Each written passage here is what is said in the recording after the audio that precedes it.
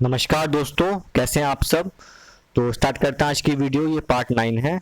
हम पढ़ेंगे आज ग्लोबल एनवायरनमेंट फैसिलिटी के बारे में, क्योटो प्रोटोकॉल क्या होता है और सेंट्रल पोल्यूशन कंट्रोल बोर्ड क्या होता है। ये तीन टॉपिक आज हम पढ़ेंगे। तो स्टार्ट करते हैं। पहला है ग्लोबल एनवायरनमेंट फैसिलिटी। दोस्तों ये जो मतलब संस्था है, ये कह सकते हैं हम, ये कब हुई थी एस्टेब्लिश 1992 में। संस्था तो नहीं कहेंगे इसको, क्या था, रियो अर्थ समिट हुआ था। रियो अर्थ समिट जैसे पेरिस क्लाइमेट एग्रीमेंट हुआ था ना, स्टेप से रियो अर्थ समिट हुआ था 1992 में। ठीक है, रियो एक प्लेस है, वहाँ पर हुआ था। तो वहाँ पर ये चीज़ डिसाइड की गई थी, नाम दिया गया ग्लोबल एनवायरनमेंट फैसिलिटी। इसके अकॉर्डिंग क्या है कि भाई जो भी एनवायरनमेंट प्रॉब्लम्स हैं उनकी तरफ जो है डिफरेंट कंट्रीज़ का ध्यान जाए, और ऐसे प्रोजेक्ट लाएं कंट्रीज़ जिससे कि जो बायोडाइवर्सिटी है उस पर इफेक्ट कम जाए और सस्टेनेबल डेवलपमेंट हो। इस चीज़ की तरफ ध्यान आकर्षित किया गया था रियो अर्थ समिट में, और उसको नाम दिया गया ग्लोबल एनवायरनमेंट फैसिलिटी। ठीक है, इसमें जो है कुछ फंडिंग भी दी जाती है और कंट्रीज फंड करती है। इंडिया मेंबर है और इंडिया इस फैसिलिटी के अंदर फंड भी करता है। India is a member. ध्यान रखने वाली बात है कि जीईएफ में इंडिया मेंबर है और डोनर भी है। ठीक है, और रियो और समिट में ये बनाई गई थी। ठीक, ये कुछ मेन बातें इसमें पढ़ने की हैं। चलिए आगे बढ़ते हैं। Next is Kyoto protocol. दोस्तों ये प्रोटोकॉल किस लिए है? ये प्रोटोकॉल जो है, एक तो आया कब था, ये आया था 1997 में। ठीक है ना। और इसका मेन काम क्या है? जो ग्रीन हाउस गैस एमिट होती हैं उसको कम करना, to reduce the emission of greenhouse gases. ठीक है, तो ग्रीन हाउस गैसेस के एमिशन को रिड्यूस करने के लिए ये प्रोटोकॉल आया था। ये इंटरनेशनली बाइंडिंग एग्रीमेंट है। ये भी आपको ध्यान रखना है कि ये इंटरनेशनली बाइंडिंग एग्रीमेंट है। जो कंट्रीज मेंबर हैं तो they are bound to follow the protocol. इसके अंदर 3 मार्केट बेस्ड मैकेनिज्म यूज़ किए गए हैं। पहला है क्या कि इंटरनेशनल एमिशन ट्रेडिंग। इसका मतलब ये होता है कि जो है, फॉर एग्जांपल भाई एक कंट्री है और ये दूसरी कंट्री है। ठीक है, ये कंट्री ने क्या करा कि जो कि ऐसे मेजर्स अपनाए हैं कि इसने जो है CO2 का एमिशन कम किया है, बट ये कंट्री जो है इसने मेजर्स नहीं अपनाए, ये इसने ज़्यादा एमिशन किया CO2 का, इसने कम किया है।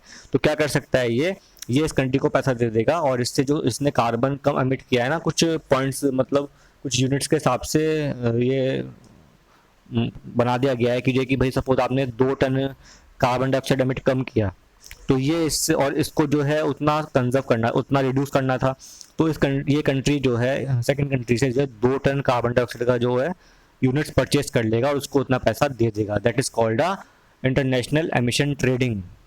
तो आपस में कंट्रीज आप ट्रेड कर सकती हैं कि भाई सपोज एक डेवलप्ड कंट्री है, उसके बस की नहीं है कि कि वो अपना प्रोडक्शन रिड्यूस कर सके और कार्बन डाइऑक्साइड का एमिशन कम कर सके, लेकिन एक दूसरी कंट्री है जो छोटी है लेकिन वो जो CO2 है वो कम एमिट कर रही है, तो वो पैसा दे उसको और वहाँ पर जो है उनको उनके डेवलपमेंट में काम आएगा वो। आ रही है बात समझ में? तो फर्स्ट तो ये था 3 अपना है ना मेथड। पहला बता दिया मैंने आपको, पहला क्या था मेथड इसमें, that is international emission trading. Second method use किया इन्होंने, क्या, क्लीन डेवलपमेंट मैकेनिज्म। ठीक है, क्लीन डेवलपमेंट मैकेनिज्म यूज़ किया। और थर्ड इज जॉइंट इम्प्लीमेंटेशन। बात समझ में आई? तो ये 3 मेथड की हेल्प से जो है क्योटो प्रोटोकॉल इम्प्लीमेंट किया जाता है। पहला है इंटरनेशनल एमिशन ट्रेडिंग, दूसरा clean development mechanism, and third is joint implementation. बात समझ में आई?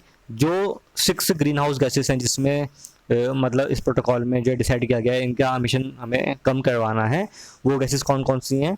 एक है CO2, ठीक है, second is methane, third is nitrogen oxide NO2, N2O nitrous oxide, ठीक है ना, fourth is HFCs hydrofluorocarbons, and PFCs, ठीक है ना, और देन इज सल्फर हेक्साफ्लोराइड। तो ये 6 गैसेस हैं जिनका जो एमिशन है वो कम करना है। ठीक है, तो ये था क्योटो प्रोटोकॉल के बारे में। चलिए आगे बढ़ते हैं। Next is central pollution control board. ठीक, ये एक स्टैट्यूटरी बॉडी है। इसका मतलब क्या होता है मैंने आपको बता रखा है। ये बॉडी ऐसी है जो कि किसी एक्ट के तहत बनाई गई है। वो एक्ट कौन सा है दोस्तों? That is water act. Water prevention and control of pollution act बनाया गया था कब? 74 में, 1974 में आया था वाटर एक्ट। इस एक्ट के तहत CPCB को बनाया गया था, सेंट्रल पॉल्यूशन कंट्रोल बोर्ड।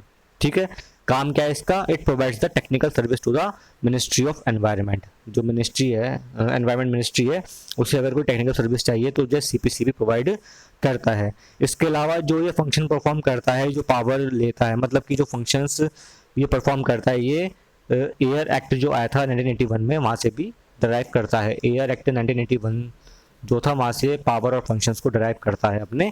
बनाया गया था किसके तहत? ये वाटर एक्ट के तहत बनाया गया था। ये दोनों बात इंपॉर्टेंट हैं दोस्तों कि CPCB is a statutory organisation 1974 कब बना था? 1974 में बना था under water prevention and control of pollution act 1974। But CPCB entrusted with powers and function under air prevention and control pollution act 1981। बात समझ में आ रही है? बना था किसके तहत? ये वाटर एक्ट के तहत, लेकिन जो ये पावर्स और जो फंक्शंस लेता है, कहाँ से लेता है? वो एयर एक्ट से। ठीक है, तो दोस्तों उम्मीद करता हूँ जो मैंने आपको बताया आज समझ में आया होगा। 3 टॉपिक बताए आपको मैंने आज, global environment facility, Kyoto protocol और सीपीसीबी क्या होता है। अगर अच्छी लगे video, please like this video, share this video, subscribe my channel. Thank you, have a very nice day.